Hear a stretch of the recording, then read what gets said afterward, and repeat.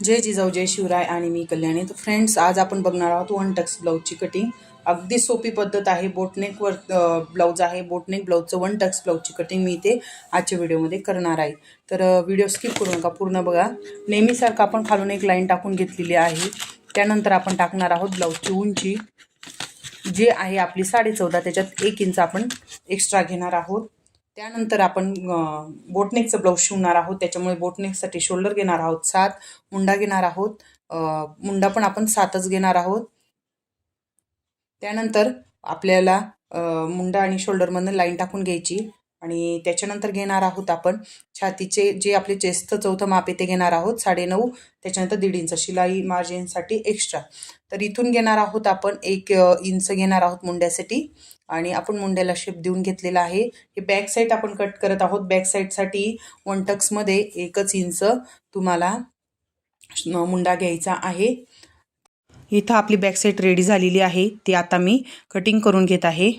चॅनलवर कोणी नवीन असेल तर चॅनल नक्की सबस्क्राईब करा।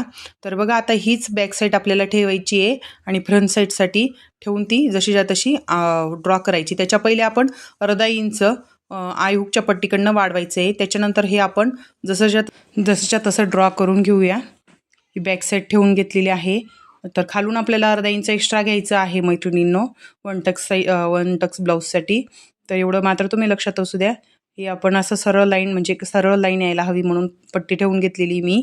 हे खाली अर्धा इंच आपल्याला एक्स्ट्रा घ्यायचं आहे फ्रंट साईडसाठी। आणि बघा, आता ही आपण मुंड्याच्या साईडने ड्रॉ करून घेऊया। हे सगळं आपलं आता ड्रॉ झालेलं आहे। बॅक साईड मुंड्याचं बॉक्स करून घेऊया।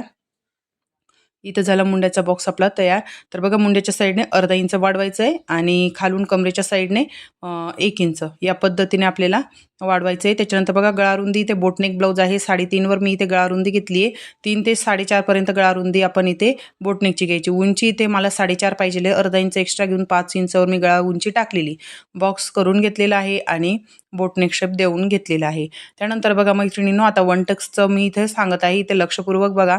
जो आपला छातीचा 10वा भाग आहे तो आपल्याला इथे घ्यायचा आहे, जो आहे 3.8 इंच 8 लाईन येते ती। त्याच्यानंतर 4.5 वर इथं मी वरती माप टाकले आणि ती सरळ लाईन करून घेतली। त्याच्यानंतर बघा मैत्रिणींनो, अगदी सोपी पद्धत मी तुम्हाला वन टक्सची इथे सांगितलेली आहे। तर इथे बघा, इथे आपण घेणार आहोत टक्सची रुंदी घेणार आहोत 1.25 आणि टक्सची उंची घेणार आहोत इथून 2 इंच।